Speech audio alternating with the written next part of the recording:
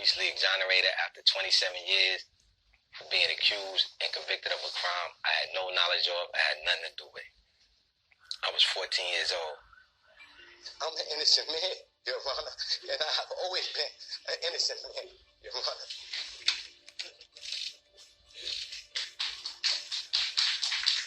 One morning I was having breakfast and we had got a bang on our door, and it was a gang of police. They rushed into my home and they started saying I was involved in a fight and a robbery, and they wanted to take me down to the police station for questioning. August 13th, 1991. Crown Heights, Brooklyn. 2 off-duty correction officers were ambushed. Police say the 2 gunmen forced the officers from their car, shot them, and then stole the car. They took me down to 77th Precinct. The interrogation was actually led by a rogue detective by the name of Louis Scarcella, and he was threatening me, telling me that I was never coming home if I wouldn't tell him what he wanted to know. He put me in a lineup with grown men. He made me sit down and hold a number up, and a couple minutes later he came back and told me it was my lucky day that I got picked. I woke up the next day thinking it was a dream, that it was like I was going to be home, that it wasn't real.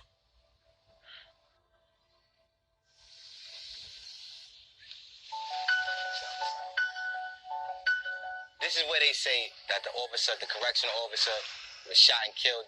The case was worked by the now disgraced NYPD detective, Louis Scarcella.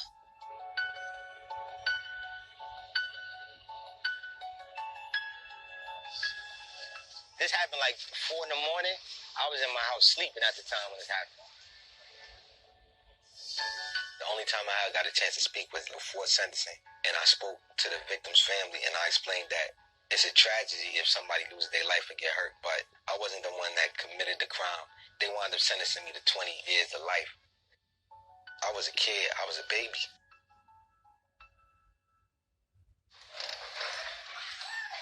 When they sent me to prison, that was like one of the most scariest feelings I ever experienced. And I didn't know how to read. I wanted to communicate with my mother, and I just wanted to tell her how I felt. And that motivated me. I started with like dictionaries and children's books. By the time I was 17, they was also sending me to state prison. So I got my GED and I graduated to state prison.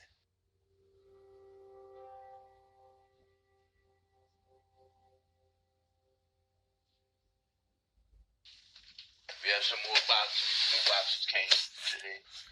Books. We got a whole bunch of books.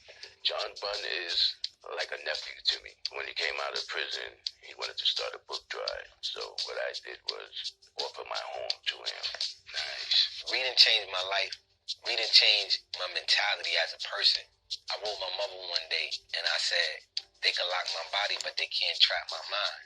I've been there where I felt trapped without a voice for so long, but the power of reading can take my imagination and take me to anywhere in this universe, and I don't feel like I'm trapped anymore. In order for me to push forward, I dedicated myself to a literacy program, which I started called A Voice for Unheard. Psychology, physical therapy. Just look at the type of books that we got. John started a library on Rikers Island in the prison, and he gave over 20,000 books.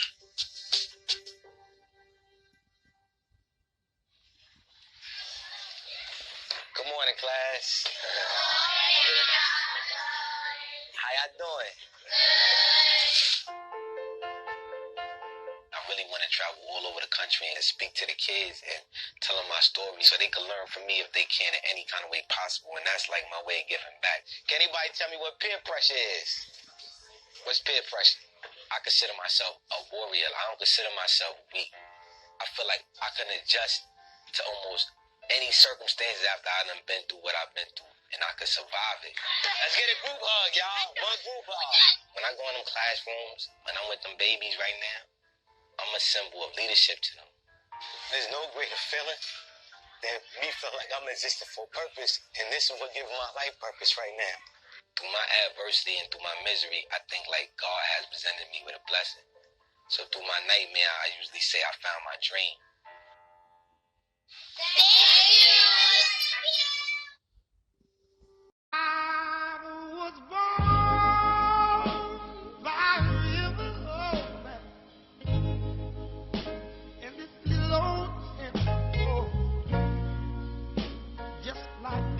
together. I've been running